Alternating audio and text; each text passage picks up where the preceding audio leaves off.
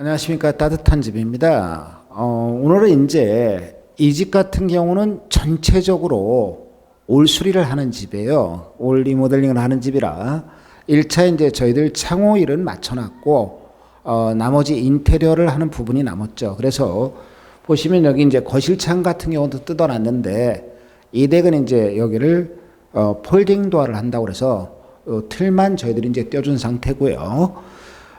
보시면 이제 전체적으로 23mm 노유리가 적용됐고요. 제품은 이제 KCC 이중창 242바 이중창으로 들어와 있습니다. 좀 이따 다시 이 외부용 전용 발코니 전용 창인 242바에 대해서 설명을 드리겠지만, 이렇게 보시면은 발코니 쪽은 이렇게 쭉 보시면은 거실 발코니 쪽은 이중창을 했고요. 저쪽 안방 쪽은 지금 현재 단창으로 조성이 돼 있어요. 발코니 전용 단창이 돼 있는데 140 뉴프라임이라는 바가 들어와 있고, 지금 이 댁 같은 경우는 이 중간에 인테리어를 하면서 문을 하나 만들 겁니다. 이게 문을 안 만들어 주면 저쪽은 단창이고 여긴 이중창이기 때문에 굉장히 춥겠죠.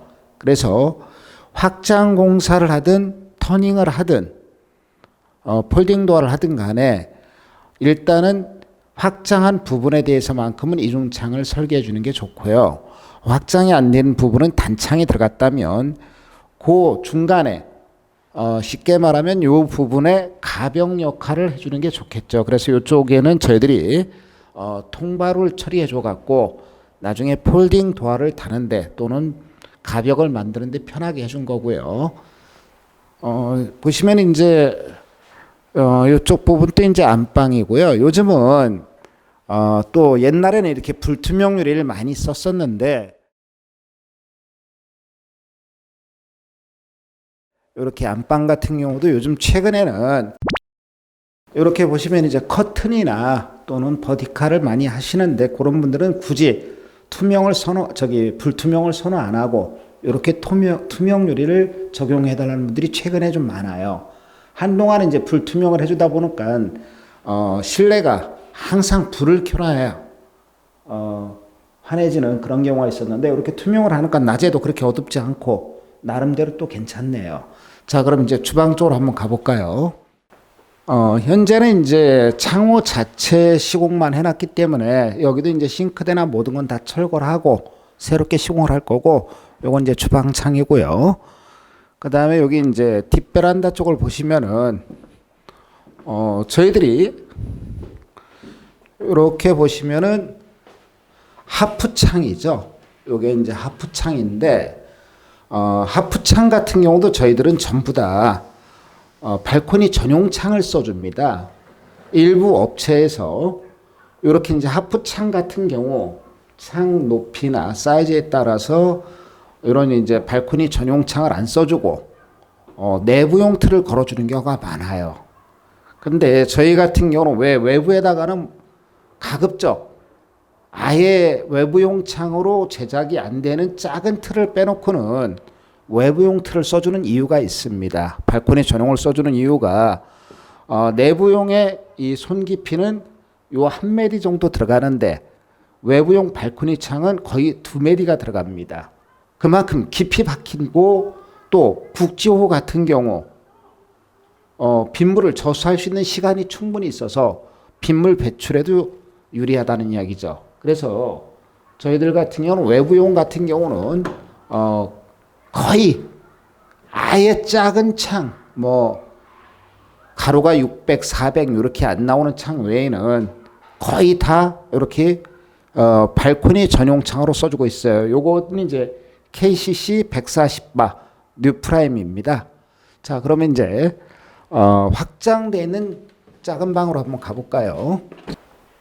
작은 방을 가기 전에 이쪽에 이제 문간방을 한번 이렇게 분합식으로 되어 있는 데를 한번 보여드리겠습니다. 구독, 좋아요. 지금 여기 분합창에 요게 지금 공틀 일체형 단창이라는 창이 들어와 있는데요. 어딜 가보면은 요 공틀 일체형 단창이 아닌 그냥 단창으로 설계가 되어 있는 집도 있어요. 요럴 경우 여기 발코니 쪽에 온도 차와 요 내부의 온도 차가 급격하게 벌어지면 요쪽에 이제 마루 같은 걸 했을 경우 들뜸 현상이 일어날 수가 있어요. 그래서 가급적 이렇게 분합창 중간에 분리되는 창에는 발코니와 방과에 분리시키는 요 창은 이렇게 공틀을 써주는 게 가장 좋습니다. 자, 여기는 지금 현재 여기도 외부 적든 크든 저희들이 이제 다 발코니 전용을 써주고 있어요. 외부 창은. 그러면 이제 작은 방에 확장돼 있는 방을 한번 가볼까요? 자, 보시면은 이 방은 종전에 여기 분합창이 있었겠죠. 근데 분합창을 철거하고 이렇게 확장을 한 상태입니다. 그럼 여기에 들어오는 창은 저희들이 이렇게 242바라는 외부용 발코니 전용 창을 넣어줬어요.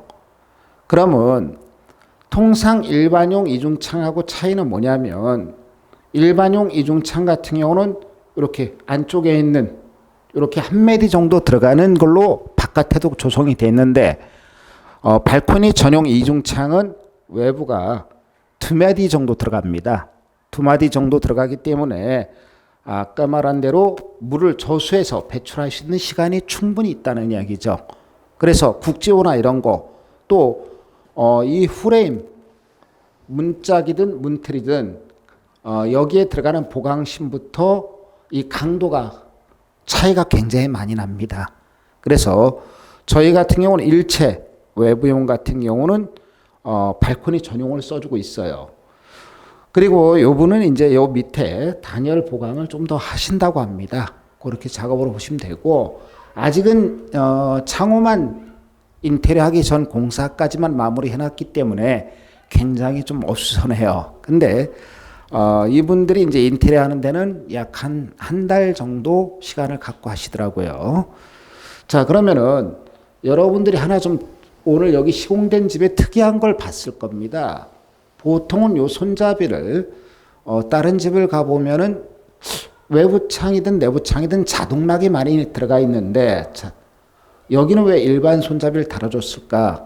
이 건물주도 자동락을 싫어하시는 분이세요. 굉장히. 예전에 한번 고장이 나서 애를 먹었는지 굉장히 싫어하시는 분이다. 일체 전체를 다 그냥 일반 손잡이로 좀 해달라고 해서 모든 창이 다 일반 손잡이로 설정이 돼 있습니다.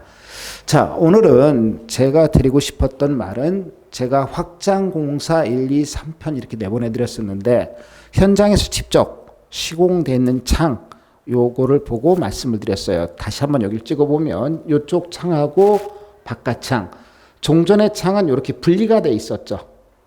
창 두 개로 돼 있던 집.